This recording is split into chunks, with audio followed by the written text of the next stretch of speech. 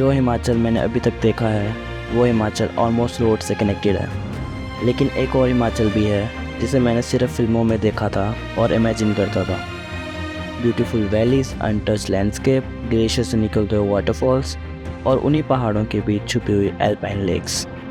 कहते हैं हिमाचल में 400 से भी ज़्यादा एल्पाइन लेक्स हैं और उन्हीं में से एक लेक तक पहुंचने के लिए आज मैं निकल रहा हूं धौलाधार के इन पहाड़ों की तरफ, धर्मशाला से लगभग 2 घंटे दूर करेरी लेक।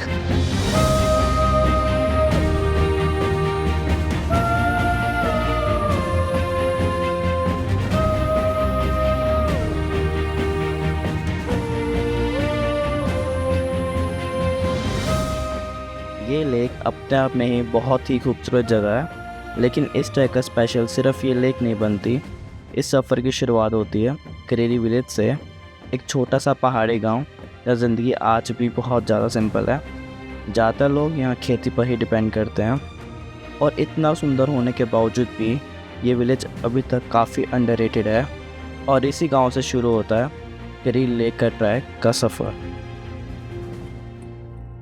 इस सफ़र की शुरुआत मैंने पालमपुर से की। यहाँ से मैंने धर्मशाला के लिए बस ली और धर्मशाला से नेक्स्ट बस मिलती है गहरा तक की, जहाँ से करेरी विलेज लगभग 8 किलोमीटर दूर है। गहरा पहुँचने के बाद मैंने टैक्सी ली और ये पूरा 2 घंटे का सफ़र इतना सुंदर कि ट्रैवल का पता ही नहीं चला। और कुछ ही देर बाद मैं पहुँच गया करेरी विलेज।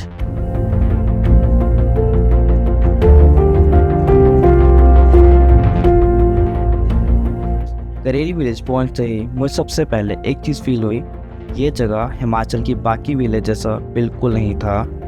ना भीड़ ना शोर, सिर्फ कुछ घर और बहुत कम लोग।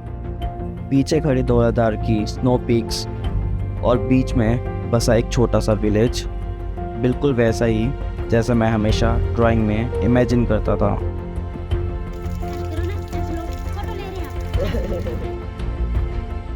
विलेज में घूमते हुए मेरी मुलाकात एक लोकल फैमिली से हुई। मैंने उनसे विलेज के अंदर जाने का रास्ता पूछा, लेकिन रास्ता बताने के बजाय उन्होंने मुझे प्यार से चाय के लिए बुला लिया। बातें करते करते अंकल बोले, बेटा मैं तुझे अपनी शादी की एल्बम दिखाता हूँ। फिर वो अपनी शादी की यादें और गांव की पुरानी कहानी शेयर करने लग गए। जन्म जन्म के साथ पापा साथी बार बारिश हुई बारिश हुई, इनके पास छाता नहीं था और मेरे पास छाता था। मैंने इकट्ठे छाते में ले लिया। लोगों ने आती बार पूछा थे, बोला वाह क्या भगवान ने जोड़ी बनाई है। तो हमारे दिल में भी जागा कि कीनवा हम अपनी जोड़ी बनाई ले। अंकल जी आपके फेरे होते हैं? हमारी शादी 3 दिन चलती है। ये जो है हमारा ये जोगी बना के हमारा ये शिव जी का धूरू रूप जो है ये बनाते हैं हमें। ये जो है हमारे में उस टाइम वो शीशे के गिलास नहीं थे, तो ये स्टील के गिलास में दारू वगैरह पी रही है लोग। पानी की बाल्टी एक बार ही दे दी है इनको, बार बार में जाना पड़ता। उनके साथ बताए हुए वो पल इस सफ़र के सबसे स्पेशल मोमेंट में से एक बन गया।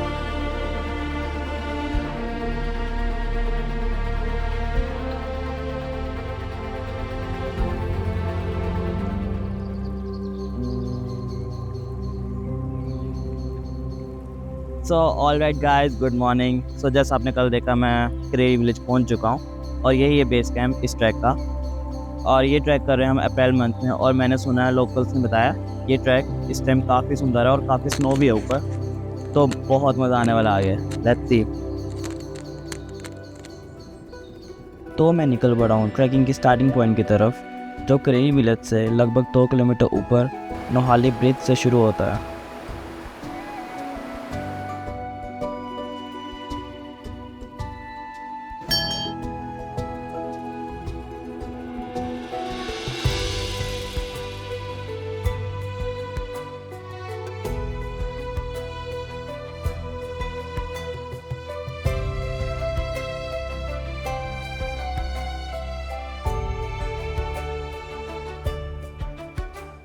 स्टार्टिंग से ही ये ट्रैक एक डेंस फॉरेस्ट के बीच से निकलता है और लगभग 60% ट्रेल इसी डेंस फॉरेस्ट से कवर है। अभी तक लगभग 1 किलोमीटर का स्ट्रेच कंप्लीट हो चुका था और सबसे पहले मैंने 2 चीज़ नोटिस की। एक तो ये रिवर जिसका पानी बहुत साफ़ था, जो सीधा करेरी लेक की तरफ से आ रही थी, और दूसरी इन पेड़ों की वजह से यहाँ की हवा काफ़ी ज़्यादा फ्रेश फील हो रही थी। तो अभी 2 किलोमीटर का ट्रैक डन हुआ है और इस ट्रैक की बेस्ट बात ये है कि यहाँ पे आपको हर जगह टी पॉइंट और मैक पॉइंट मिल जाएंगे। आपको हर 1 किलोमीटर में एक टी पॉइंट तो मिल ही जाएगा ब्रेक लेने के लिए, और सिमिलर चीज ट्यून में भी है। लगभग 2 से 3 किलोमीटर ट्रैक कंप्लीट करने के बाद जैसे ही मैंने वुडन ब्रिज क्रॉस किया, ट्रेल अचानक से स्टीपर होने लग गया। जैसे जैसे क्लाइंब बढ़ता गया, सराउंडिंग भी धीरे धीरे चेंज होने लग गई। रास्ते में पुरास के पेड़ दिखने लग गए, जिनके ब्राइट रेड फ्लावर्स के लिए पूरा ट्रेल काफ़ी माना जाता है।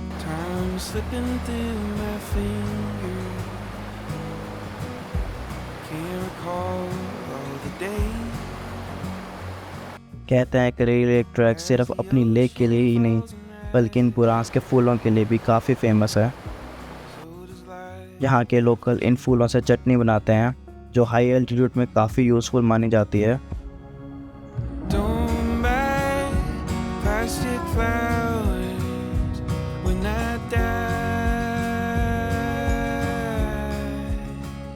उस पॉइंट से लगभग 1 किलोमीटर आगे यहाँ से वैली ओपन हो रही है और व्यू भी काफ़ी ब्यूटीफुल हो ही जा रहा है जितना हम ऊपर जा रहे हैं। और ऐसे ही मोमेंट्स पर मुझे हमेशा लगता है कि ट्रैकिंग मेरे लिए इतनी इम्पोर्टेंट क्यों है। कुछ लोग ट्रैवल में लग्जरी ढूंढते हैं, लेकिन मेरी लग्जरी ये पहाड़, ये ट्रैक, ये नेचर और हर मोड़ पर बदलते हुए व्यूज़, ये मेरे लिए सबसे स्पेशल एक्सपीरियंस है। और इन्हीं सब के बीच चलते चलते लगभग 3 घंटे हाइक करने के बाद मैं फाइनली ट्रैक के मिड पॉइंट तक पहुंच गया।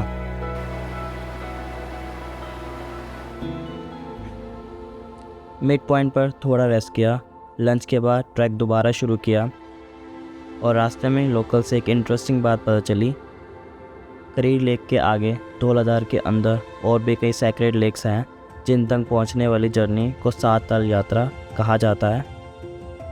इन लेक तक पहुंचने के लिए अलग से 4 से 5 दिन का ट्रैक करना पड़ता है, और ये रूट काफ़ी रिमोट माना जाता है। लोकल्स के लिए ये लेक सिर्फ एक ट्रैकिंग डेस्टिनेशन नहीं, बल्कि शिव शक्ति से जुड़ा हुआ पवित्र स्थान भी माना जाता है। हर साल अगस्त के मंथ में यहाँ ट्रेडिशनल यात्रा और भंडारा भी लगता है, जहाँ लोग दूर दूर से आते हैं, और ये सब उनके कल्चर का एक इम्पॉर्टेंट हिस्सा भी है। तो है ना सुंदर, लगभग 3 घंटे की हाइक के बाद हमारा लास्ट का 3 किलोमीटर का स्ट्रेच बचा है, और यहीं से टेंट लगना भी शुरू हो जाते हैं। कुछ लोग यहाँ पे स्टे करते हैं और कुछ लोग लेक के पास स्टे करते हैं। हम तो डायरेक्ट लेक जा रहे हैं।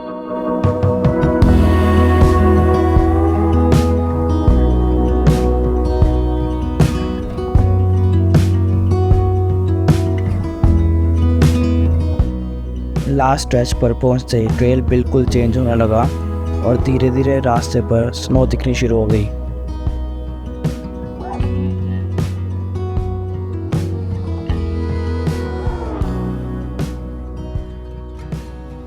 सो इस टाइम मैं बहुत खुश भी हूँ और साथ ही बहुत सरप्राइज हूँ, बिकॉज मैंने ये नहीं एक्सपेक्ट किया था अप्रैल मंथ में मुझे करेरी लेक में इतनी स्नो मिलेगी।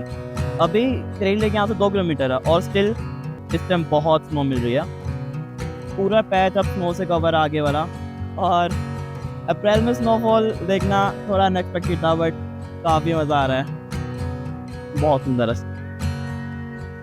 Colors in my head, dishes in the kitchen sink, radio humming, the birds are singing, calling in the morning breeze, pictures on the shelf, whispers of another life, footsteps fading, feeling haunted, chasing down. आगे बढ़ते बढ़ते snow काफ़ी deep हो गई थी और पत्थर भी काफ़ी स्लिपरी हो गए थे, जिस वजह से चलना थोड़ा मुश्किल लगने लगा था।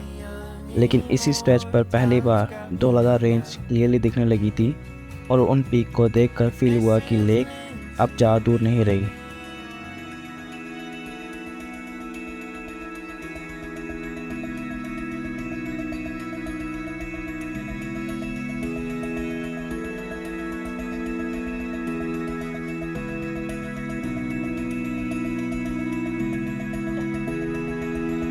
सो लगभग 8 घंटे के ट्रैक के बाद फाइनली हम करेरी लेक पहुंच गए हैं।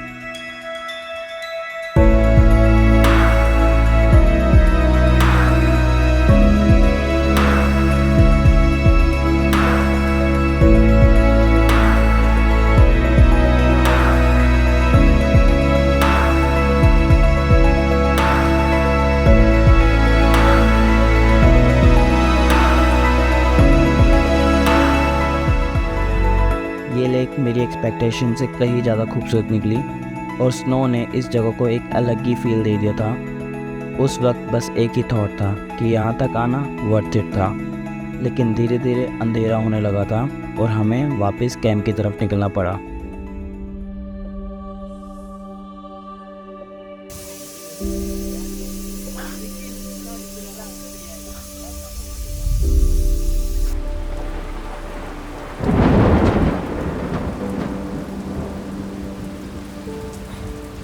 सो अभी हम डिनर करके आए थे, जस्ट रात के 10 बज रहे हैं इस टाइम, और एकदम से स्नोफॉल शुरू हो गई और मौसम इतना ख़राब हो गया और इतनी हवा चल रही है और ठंड भी काफ़ी हो चुकी है।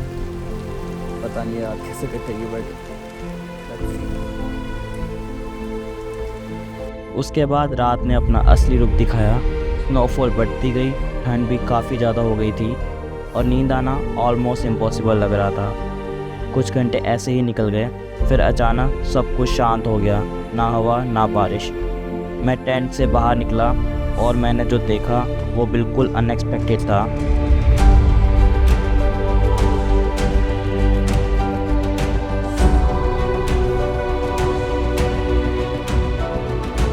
उस दिन समझ आया, sometimes the most beautiful views come after the hardest struggles.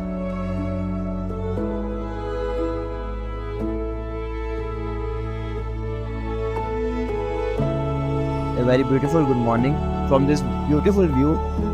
और आज का अभी का प्लान है कि मैं अकेला फ़िलहाल करेरी लेक दोबारा जा रहा हूँ। वहाँ पे महादेव जी का मंदिर है, मैंने दर्शन नहीं किए थे, तो मैं अभी जा रहा हूँ। यहाँ से 1 घंटे का रास्ता होगा।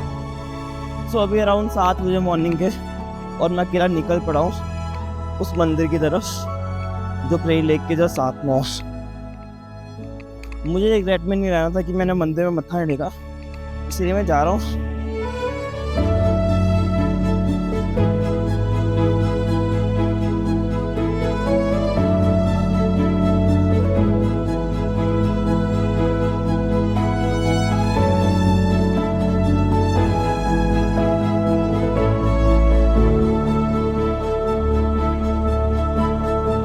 अभी ऊपर चलते चलते मैंने रियलाइज़ की ये धूप जो निकली है ना, ये बेस्ट पार्ट है, बिकॉज ये स्नो को और भी ज़्यादा ब्यूटीफुल बना रही है। जो रिफ्लेक्शन पड़ रही है ना धूप की स्नो के ऊपर, बहुत सुंदर लग रहा है। मुझे याद नहीं मैंने ऐसा स्नो ट्रैक कब देखा था लास्ट टाइम। काफ़ी देर चलने के बाद जैसे ही मैं टेंपल पहली बार सामने देखता हूँ, उस मोमेंट पर सारी थकान एकदम से गायब हो गई थी। पता नहीं क्यों, लेकिन इस जगह तक पहुँचते ही एक अलग सा सुकून फील हुआ, जैसे पूरा सफ़र बस इसी मोमेंट के लिए था।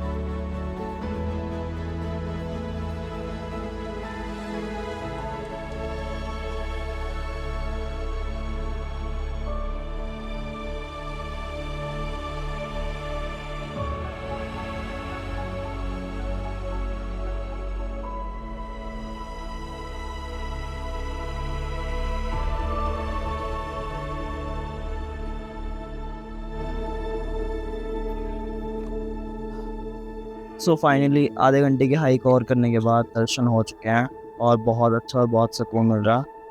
मेरे पास ऑप्शन था कि नीचे चले जाओ, बिकॉज लेक तो मैंने कल ही देख ली थी, बस मंदिर में नहीं आ पाया था। So I decided to come here, और मुझे कोई रिग्रेट में नहीं रहना था, तो अच्छे दर्शन हो गए। अब मैं कह सकता हूँ कि मेरी जर्नी सक्सेसफुल है। करेरी लेक का ये सफ़र धीरे धीरे सिर्फ एक ट्रैक नहीं रहा, ये एक एक्सपीरियंस बन गया था। कभी पीसफुल, कभी चैलेंजिंग, कभी बिल्कुल अनएक्सपेक्टेड, और शायद इसी वजह से ये जर्नी इतनी यादगार बन गई। और ऑनेस्टली ये सफ़र मैं कभी नहीं भूलूँगा।